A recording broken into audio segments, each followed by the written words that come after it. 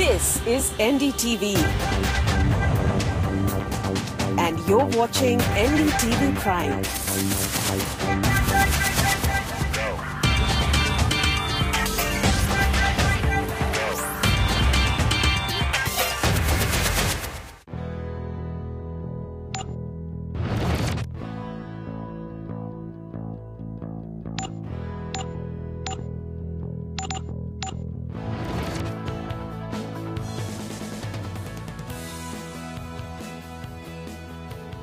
Described by many as a socially progressive move, one that they say has been made keeping in mind the best interests of lakhs of working women around the country, women who want to have families, want to have children. Why then is there resentment from certain quarters? Startups in particular have said that they're not sure that they can accept the 6 months paid maternity as part of the new maternity bill. In fact, according to local circles, in one bit of their survey, we'll get you more details on that in just a bit, 61% of startups and small and medium enterprises want an exemption from maternity law in early stages of their growth. As you can imagine, it's led to an all-out debate with, and he's saying, how can any one sector, especially one that's been so celebrated in the country in recent years, be in a position to say they do not want to give women 6 months maternity? On the other hand, all those who say that it's really not possible, especially for those in the early stages of their company, of their startup,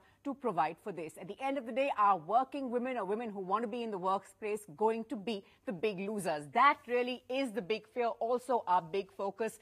This evening, let's just start with introducing my panel to you right away. I'm now joined by Navya Singh, co-founder Way Forward. This is a mental health app. Also in Delhi with us, Yatish Rajawat. He's a Chief Strategy Officer at Local Circle, a citizen engagement platform, and whose survey I just read out an excerpt from. Joining us from Bengaluru, Juhi Sachdev, founder of the program LIFE, that's L-I-F-E, leader in female entrepreneurship. And from Mumbai, Ravi Singh, founder of Insiders Solutions and HR Solutions platform. Let me start with you, Ravi.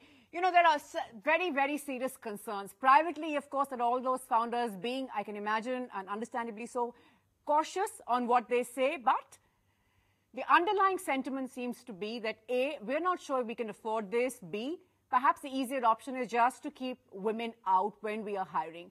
How much of a concern do you think this is going to be in the weeks, months, and years ahead?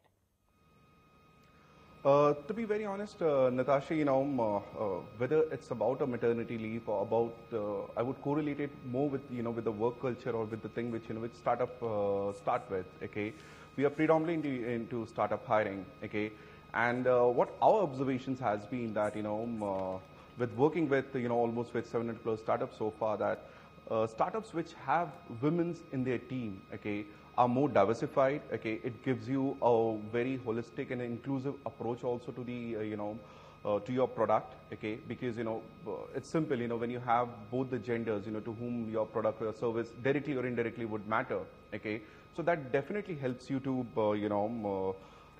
make it well, okay. But yeah, if you, but of course, in a short term, a very myopic approach would be that, it is definitely going to make a difference, and majorly to just look at from a cost perspective. Yes, it may be, okay. But if you, as a founder, if you really believe in seeing your company 4 years, 5 years down the line, minimum, I won't get into the category of 10 years, okay. You need to have a diversification from day one, and it's simple, okay, fair enough. There's no substitute for men or there's no substitute for women. So okay, fair enough. There are many, of course, who would say that this is the way it ought to be, this is the way it really ought to play out. You have to just find a way around it. Perhaps not really very, very early stage, but you have to keep this in mind, and just not fair to say that we're going to prefer hiring men, which is, of course, the big concern. But, Juhi, that really is the big fear. We've been speaking to women currently working with startups, wanting to have families, wanting to have children, who are saying, A, we're not sure that we're going to have a job when we come back. In my experience working with startups, especially women-led startups, startup is a very, very different culture. They are very action-oriented. It's like, people working for a startup has to do multitasking. They have to work overtime. So the cost involved in having a woman away for 6 months, that's a big, big cost for a startup. Whether it's a woman-led startup that I'm working with or any startup in that matter. However, I echo Ravi's thought here that a woman-led startup or a woman as a co-founder startup will be open to having this policy, will be very open to exploring these, 12 weeks to moving to 26 weeks of maternity leave. But only men-led startup will be a completely no. That's interesting. You're saying that if there are women at the top of these companies, they will perhaps be more understanding and perhaps they will do a bit more, go that extra mile to try and see if there's something else that can be done, if roles can be changed, if you can perhaps have maybe, I don't know, an option of working from home for a few hours. There's just so much that can be done. Navi, I've seen you sort of agree to some of that. Now, you're one of those founders who's being spoken about, a startup that has women at the top. How does this really change things for you? Interestingly, you're also the mother of a 1-year-old. I imagine that all this happened. Now, yeah. I see. Imagine this happened while you also had a company to look after. I completely endorse that because I think we'll be losing out on a lot of good talent. There are a lot of women, more and more women are graduating from college these days. If you look at even the 10th or 12th grade results, girls are at the top. So we'll be losing out on a lot of potential if we're myopic, as, Mr. Singh said, and look at just this 6 months. But do you believe that it'll happen? Do you believe that this is a real concern? Because now, I'm just going to get Yatish in, but the fact that 61% of startups in their survey said that they want an exemption from maternity law. Given that exemption is now very unlikely to come in, because how can there be different rules for any one sector? That is now tough. But given that this is what they're wanting, and they're saying it quite openly in their survey, do you believe that all those who are saying that women are going to get a knockout punch, really, as far as startups are concerned, is there some sort of basis to their fear? Do you believe that? I think it might be a real fear. I don't know how much of it will actually be sort of manifest in the real world when people are hiring, because again, I don't think people would just toss out talent because they're women, unmarried women or women of a certain age. So I feel that would be harmful to the industry, which, claims to be very progressive, right? That's the whole point of a startup. You can have that conversation with your female employees who want to start a family, that, if they want to work flexi hours or after 6 months, I feel a lot of women would come back more motivated to prove their point that, see, I can do both. Right. And I feel like that. Because I can say that if my company hadn't given me this 6 months maternity and we began it far earlier than everybody, I don't know how I would have brought up my children. So really, when I see this debate that, they can knock women out, I'm just wondering what would have happened to just so many of people like myself. Absolutely. Yatish, your survey interestingly found that 40% said that they will consider this new bill while hiring. 26% actually said that they will prefer to hire men. Now, like in every survey, so many people come out and say what's on their mind. Many actually are thinking about it. Yes, but I'm not saying it. So that's what, when you ask a upfront question saying that, are you for this bill? Everybody wants to be politically correct. Okay, everybody wants to be on the right side of the table. But when you go deeper, and that's why we asked 2 questions and the third question later on. First, we asked them that, second question we asked that, is this going to affect your hiring decision? So 40% people there said that we will now study the cost-benefit analysis here. See what happens when you give a maternity leave for 6 months, especially in a small company, you're actually hiring 2 employees, in which one is, you're paying 2 employees basically. Absolutely. Because you see, work cannot stop in a startup, as Jyoti was also saying earlier.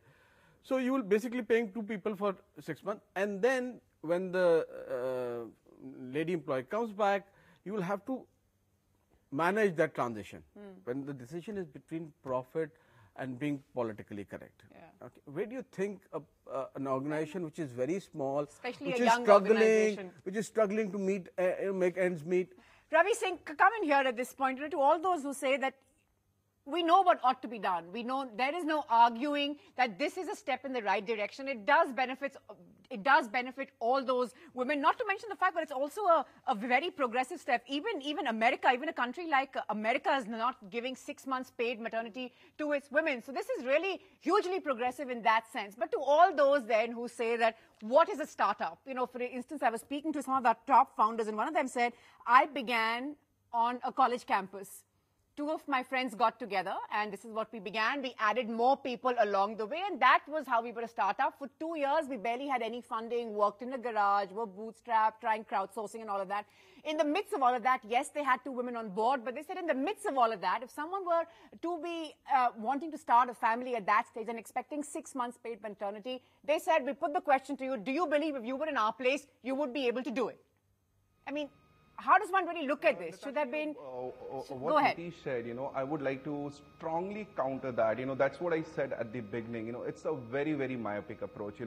Just go into the basic of, when you're hiring a female employee, okay, forget, someone who is just out of a fresh MBA, let's say a 2-year, work ex you're hiring, forget about the maternity leave. There would be a possibility, the women would get married, okay, the female employee would get married, and might be a chances of a relocation. She has to, relocate, and then, you have already put in like a 6 months time, okay, and then, you can't do anything because you're a startup, you're working out of a small office, you can't, Exactly. And if the person is required to be in the office, okay. Right. So you're saying that even if it's one of these early stage startups, even if it's like really early on, your experience in starting a company is that if you want to do it, you can do it. Is that the point that you're making? Yes, it's all about, from, how you really look at it, to your own baby, which is your startup, to grow in next. I see your point. What is your vision? What do you believe you can do? Yatish, would you agree? No, so, I mean, what he's saying is an ideal situation that Exactly. you like to have. Yeah. Can you have it? I don't know. I mean, it would vary from founder to founder. But whether it is a myopic view or not, it is certainly a myopic view in the long term. But you see, a small organization or any organization that is, say, take instance, an organization that is not for profit.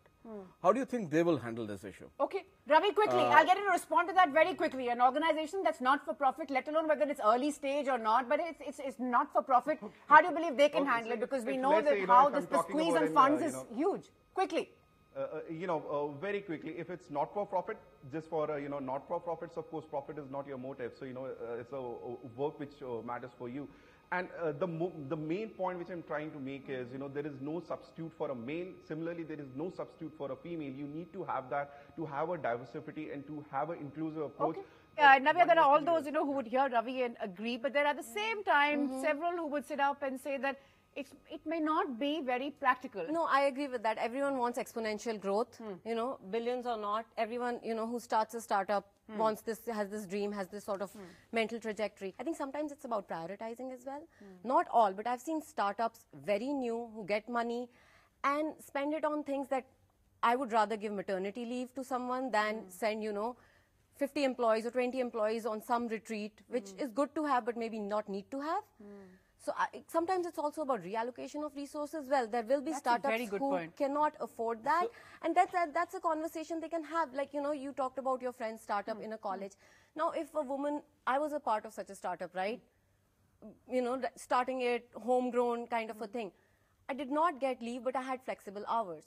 So if someone is that much a part of the core team, you will find a way to work around it. They will, yeah, everyone exactly does. Everyone worked around it. Would it be fair? Yeah. Would it be fair to say, Navya, very quickly, would it be fair to say that this was your company, you're a co-founder, but in other companies, the women sort of aren't in this position of authority, aren't heading it. Things may not be the same? Absolutely. Yeah. I have brought so my company was started in New York, and I've been in the US for about 11 years. There, the laws are really terrible. I've seen my friends suffer. So which is why this is such a path-breaking law in a sense. Absolutely, and I'm so happy about it, but also, like, yes, I had the privilege. I could, even when we started the India office, I could bring my son to work.